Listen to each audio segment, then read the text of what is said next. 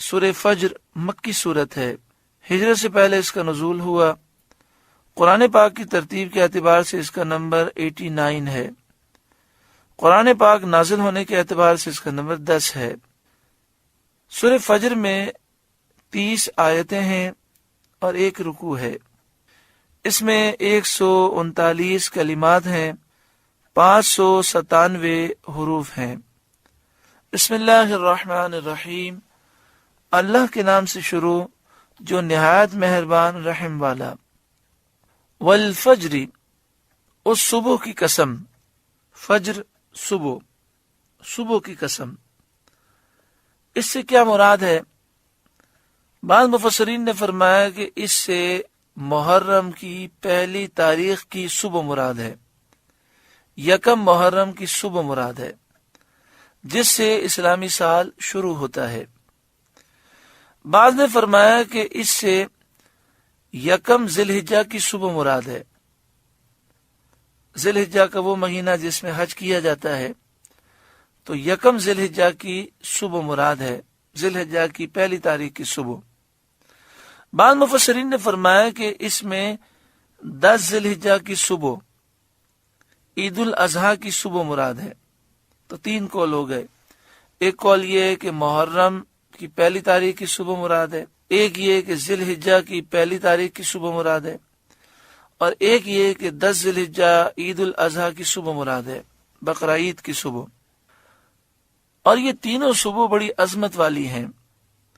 بعض مفسرین نے فرمایا کہ مراد اس سے ہر دن کی صبح ہے، کیونکہ وہ رات کے گزرنے اور روشنی کے ظاہر ہونے اور تمام جانداروں کے طلب رزق کے لیے منتشر ہونے کا وقت ہے۔ کیونکہ صبح، ہر دن کی جو صبح ہے وہ اس وقت آتی ہے جب رات گزر جاتی ہے، روشنی ظاہر ہوتی ہے اور تمام جانور، تمام جاندار روزی کی تلاش میں پھیل جاتے ہیں، اور یہ مردوں کے قبروں سے اٹھنے کے وقت کے ساتھ مشابہت اور مناسبت رکھتا ہے۔ وَلَيَالٍ عَشْرٍ، اور 10 راتوں کی قسم۔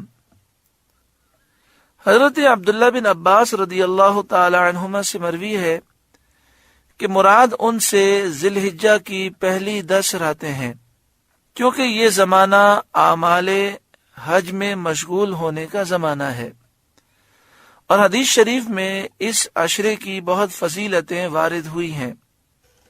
یعنی 10 راتوں کی قسم سے مراد ذی الحجہ کی ابتدائی 10 راتیں ہیں، کہ یہ وہ 10 راتیں ہیں کہ جس میں مکہ شریف میں الحمدللہ حاجیوں کی چہل پہل ہوتی ہے، اور 7 ذی الحجہ، 8، 9، 10 یہ تو حج کے خاص اراکین ادا کیے جاتے ہیں۔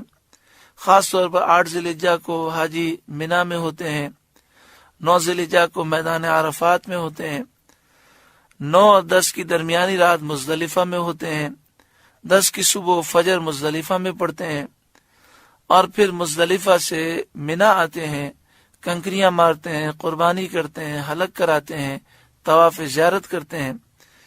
تو یہ جو ذی الحجہ کی ابتدائی 10 راتیں ہیں بڑی عظیم راتیں ہیں، اور حدیث پاک میں یہ فرمایا گیا کہ اس میں اللہ تعالیٰ کی بارگاہ میں نیک عمل زیادہ مقبول ہوتا ہے۔ بعض مفسرین نے فرمایا کہ یہاں 10 راتوں سے مراد رمضان کے آخری عشرے کی 10 راتیں مراد ہیں، 21 رمضان سے لے کر 30 رمضان تک۔ یہ آخری عشرہ جو رمضان کا ہے، یوں تو رمضان سبحان اللہ بہت فضیلت کا باعث ہے، لیکن آخری عشرہ زیادہ فضیلت کا باعث ہے۔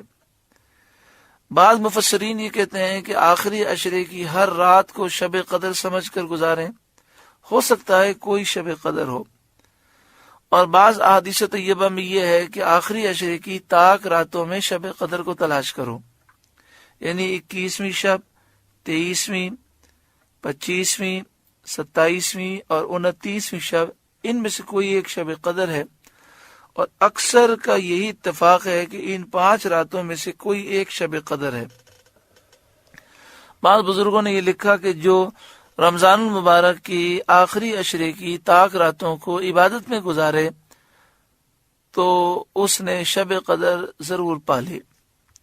اللہ تعالی ہمیں رمضان دیکھنا نصیب فرمائے، خیر و عافیت تندرستی کے ساتھ یادگار رمضان ہمیں گزارنے کی توفیق عطا فرمائے۔ کتنے خوش نصیب ہیں جو رمضان المبارک میں نیو حمزیہ غوثیہ لان میں جمع ہوتے ہیں اور ماشاءاللہ وہ قرآن پاک کا درس سنتے ہیں۔ اور کراچی میں اور بھی بہت سے مقامات ہیں جہاں پر یادگار رمضان کے عنوان سے پروگرام ہوتا ہے، جس میں ہر 4 رکعت سے پہلے ایک پاؤ کا ترجمہ و تفسیر سنتے ہیں اور پھر اسی کو 4 رکعت تراویح میں سماعت کرتے ہیں، قرآن پاک سمجھ کے تراویح ادا کرتے ہیں۔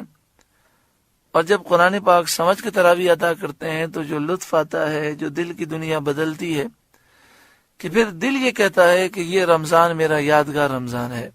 اللہ تعالی ہم سب کو اس سال یادگار رمضان گزارنے کی توفیق عطا فرمائے۔ بعض مفسرین نے فرمایا کہ 10 راتوں سے محرم کے پہلے عشرے کی 10 راتیں مراد ہیں۔ اس سے معلوم ہوا کہ محرم کی ابتدائی جو 10 راتیں ہیں وہ بڑی مقبول راتیں ہیں۔